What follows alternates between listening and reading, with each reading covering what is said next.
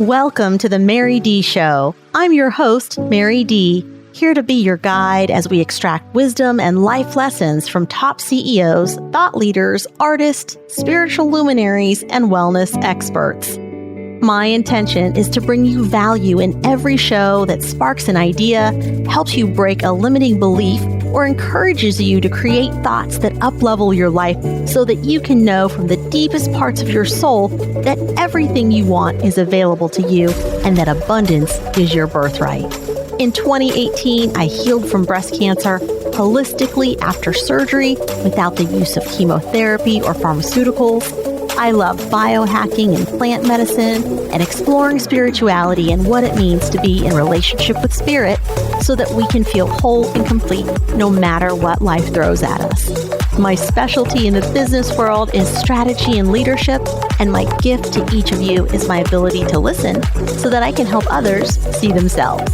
In each episode, I want to sprinkle you with some hope dust, tickle your funny bone, and inspire you to find your inner roar. Get ready to live your most aligned, purposeful, and joy-filled life now, and enjoy the show.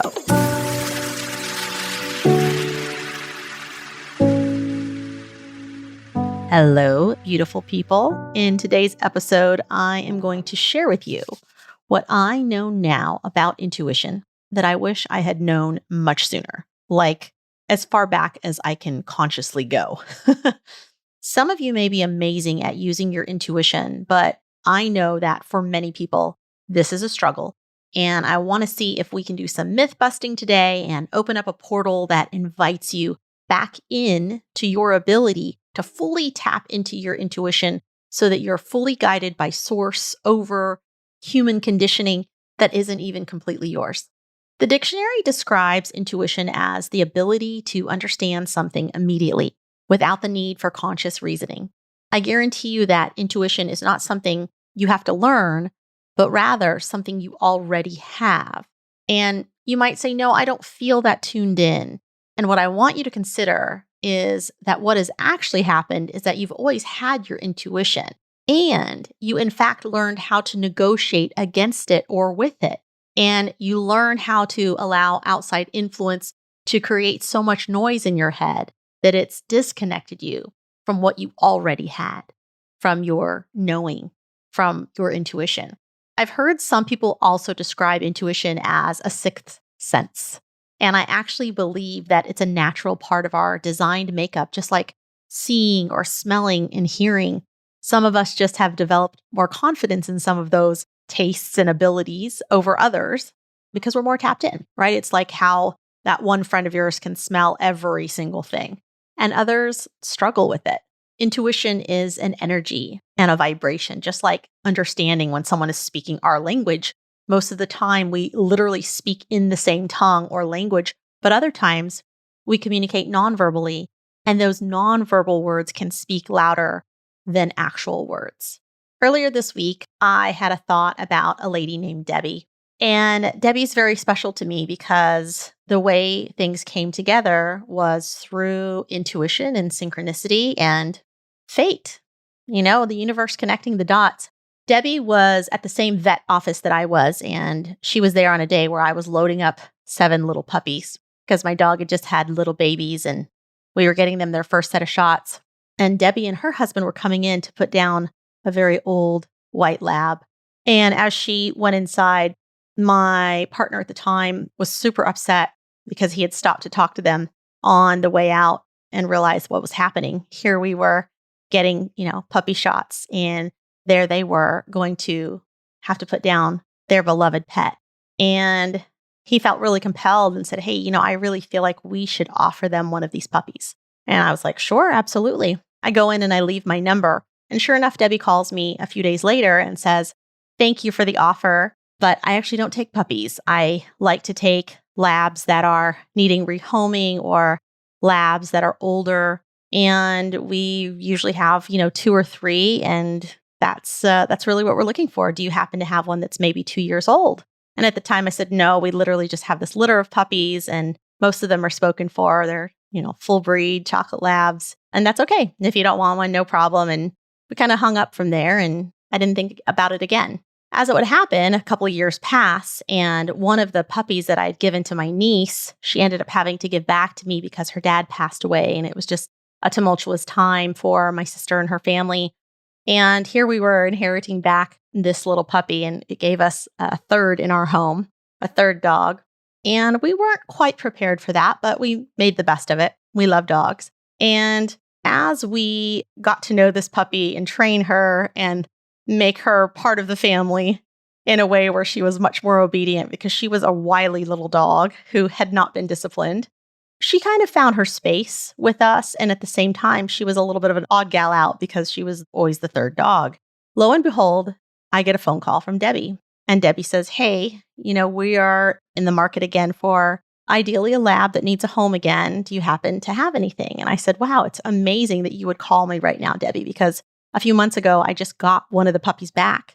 And I explained the situation to her. And she said, I'm super interested in that lab. And I said, okay, let's go find out. So we ended up meeting up with her and her other dog to make sure that they'd get along. They got along just fine. And she ended up taking that dog. That dog's name was Kiwi. And Debbie has had Kiwi for the last 12 years.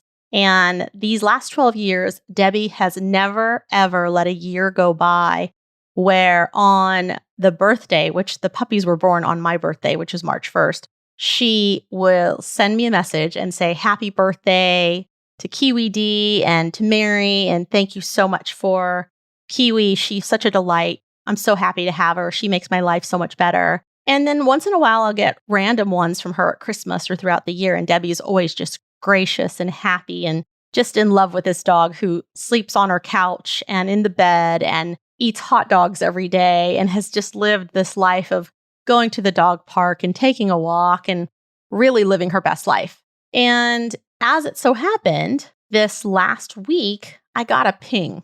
And I say a ping, meaning my intuition, my inner knowing, just said, why don't we reach out to Debbie this time and just ask her how she's doing? We know that Kiwi is getting up there. She's 14, which was the age that Kiwi's mom was when she passed away. And let's just reach out. And as I reached out, Debbie said, yeah, no problem. I'll ring you tomorrow. And then within moments, she FaceTimes me and she tells me, and she's crying. So Debbie is now crying as she's FaceTiming me. And she says, I'm so sorry. She's like, I actually lost Kiwi. She passed on. She passed on actually on Memorial Day. And I was like, wow, Memorial Day. That was not that long ago. And she's just upset and grieving and just in it and can barely bring herself to explain the whole story to me because she just can't really compose herself. And my heart really went out to Debbie. This is a woman who we had a ping of intuition to offer her a puppy. And at the time, when it didn't work out in that moment, we didn't think too much of it. But it was obviously a beautiful synchronicity that was setting us up for this woman to actually end up being in our lives for all these years and to play such a beautiful part of being a mother to one of those puppies, my grand puppies, and her being such a beautiful dog mom who has just given this dog such a precious life. And I think back to just the joy and the gratitude that has always come from this woman and how beautiful it has been to know someone whose just life has been joyful and she's been able to create so much joy around her living and her being with this gift. And it was a gift for us too, because the third dog for us was actually really tough. We were a 2-dog household and there were so many reasons why that wasn't a great fit for us at the time. And it was just the right thing for her to come along and love that dog so much. And so that's part of intuition. And I think there's lots of ways we could have reasoned ourselves out of some things, but we didn't. And I'm really grateful to Debbie for the life that she gave to Kiwi. And also, my heart goes out to her for all the grief that she also had to go through with that. So let's talk a little bit more about this intuition. And I want to also speak to those of you who may have trouble saying no, because when we people please and when we're making decisions not in our best interest, but maybe out of some sort of scripted guilt, oftentimes we are also ignoring our intuition. We're saying no to our own knowing.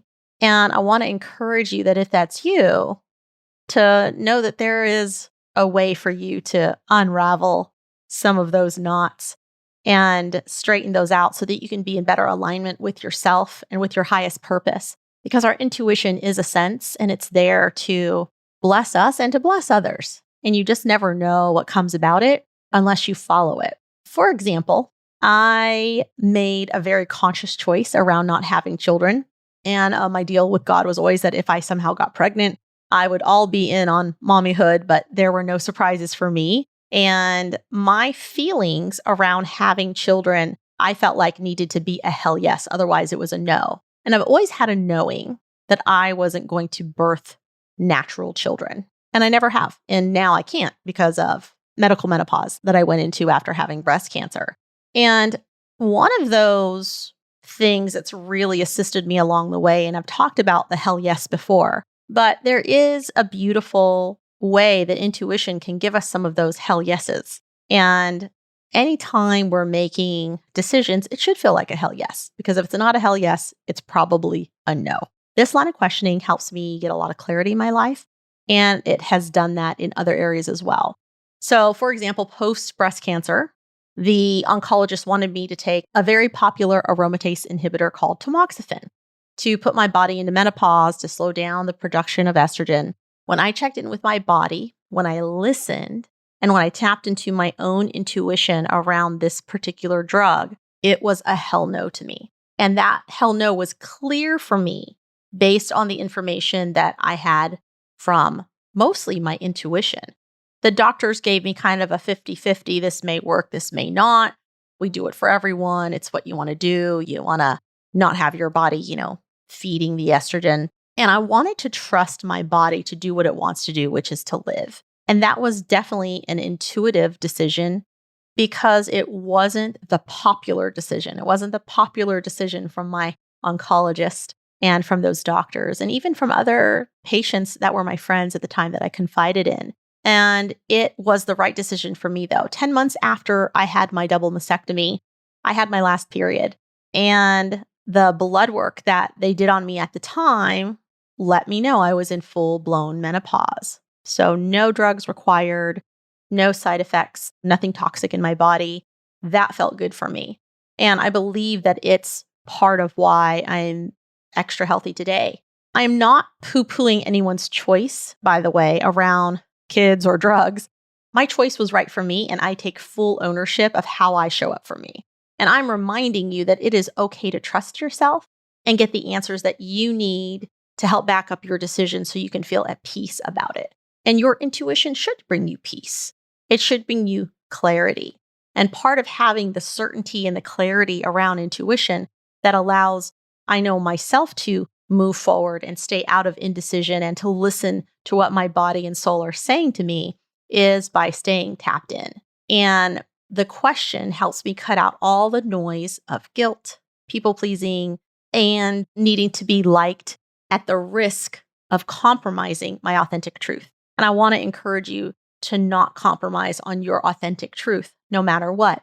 The world may say you need a big house and a fancy car, but intuitively, you know what you actually need. And those things may only fill some temporary desires. They actually may not fill any desire at all. They may leave a gaping hole where you go, oh, but I thought that's what I wanted. And that's why I say, be aware of where these other things come from, where these other insights might show up in your life, because they may not be from your internal source or your internal knowing. What's right for another person is not necessarily what's right for you. And part of us living our purpose is being able to follow our guide and our intuition. The ones that might say, hey, pick up all your stuff and move, or sell all your stuff and go here.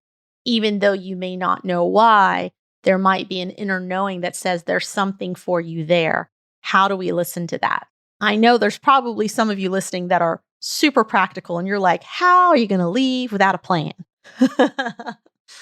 And I'm not saying that you don't have any plan at all. Sometimes, though, that's the calling, is to know that there is something coming. And part of listening is just following that intuition. When I was sitting in my last plant medicine ceremony in December, I had a very clear message, which was this year in 2023, you're going to go to the jungle. You're called to the jungle, and that jungle is likely Costa Rica. And that was it. I didn't get anything else out of that. And I remember saying, okay, I wrote it down. Note to self, I'm going to probably be going to Costa Rica. I am going to a jungle. I don't know why. I don't know who. I don't know how it's going to come about, but I am going to sit with that and just know that intuitively, I know this is happening. I have actually left a lot of space on my calendar this year, knowing that I was going to have some interesting things show up, even though I don't know when. And as it would happen, back in April, I get an invitation that says, hey, there is a tiny group of us, and we've just received permission to go sit with the Bribri tribe in Costa Rica in the jungle. I didn't need to look at price structure. I didn't need to even look at the dates yet. As soon as I read it, I went, and here it is. And it was beautiful to see the invitation and know that I already knew that this was going to happen. I just didn't know when or where. I do have friends that facilitate in the jungle in Costa Rica every year, but I knew it wasn't with those friends. So I want to make that clarification too. To love yourself is to trust yourself, and to trust yourself is to love yourself. Intuition prompts you to tap into that trust that opens up the flow of energy in your life that will actually deepen your relationship with God. It's a holy language. And if you're still skeptical, I invite you to write down the next time you get a ping or a prompt or that inner knowing and test it out and keep testing it out. You'll find more miracles in your life of that, I'm sure. I encourage you to do some unlearning, and the next time your intuition speaks to you, even if it's just to tell you to take another route to work or to grab your jacket before you head out for the night or drop an old friend a message, just do it. Don't hesitate. Don't negotiate yourself out of it. Just act on that intuition and let yourself be tickled by the universe and what wants to show up for you or through you. And until next time, may abundance always walk beside you. May joy always go before you, and may love always guide you on your path. Thank you for joining us on today's show. I hope that today's session inspires you to live an aligned life where you get to take complete ownership of your feelings and decisions to live in your truth. You can connect with me more at www.maryd.com. You can also catch us on YouTube at The Mary D Show. Head on over to Instagram and Facebook and type in @TheMaryD and just look for the little blue check to ensure you're on my official page.